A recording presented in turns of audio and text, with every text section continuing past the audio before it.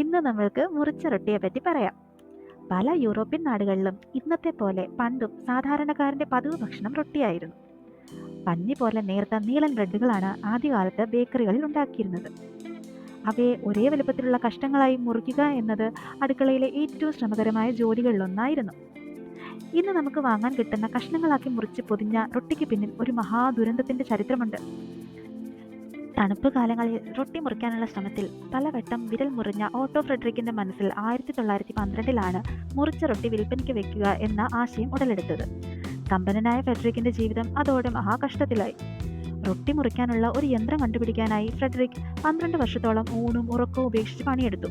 11ാം വർഷത്തിൽ യന്ത്രം പൊട്ടിത്തെറിച്ച് അദ്ദേഹത്തിന് മാരകമായ പൊള്ളലേറ്റു.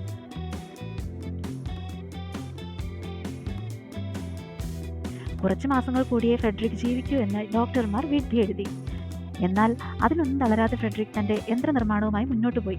3 മാസം കഴിഞ്ഞപ്പോൾ വീണ്ടും ഒരു പൊട്ടിത്തെറിയും തീപിടുത്തവും ഉണ്ടായി. അന്നോളം കൂട്ടിവെച്ചതൊക്കെ അതോടെ ചാരമായി. ഒപ്പം അദ്ദേഹത്തിന്റെ വലതു കൈയും നഷ്ടമായി. എല്ലാം നഷ്ടപ്പെട്ടിട്ടും തന്റെ ദീർഘകാല സ്വപ്നം മറക്കാൻ ഫ്രെഡറിക് ഒരുക്കമായിരുന്നില്ല. കൂട്ടുകാരിൽ നിന്നും സമാഹരിച്ച പണവുമായി 1928 അദ്ദേഹം വീണ്ടും യന്ത്രം നിർമ്മിക്കാനുള്ള ശ്രമങ്ങൾ തുടങ്ങി. 3 മാസം കഴിഞ്ഞപ്പോൾ ബ്രെഡ് മുറിച്ച് കഷ്ണമാക്കി പൊതിയുന്ന ആദ്യത്തെ യന്ത്രത്തിന് ഫ്രെഡറിക് രൂപം കൊടുത്തു. ഈ യന്ത്രം ന്യൂയോർക്കിലെ കോണ്ടിനെന്റൽ ബേക്കറിയിൽ സ്ഥാപിച്ചപ്പോൾ ഫ്രെഡറിക് മരണക്കിടക്കയിലായിരുന്നു.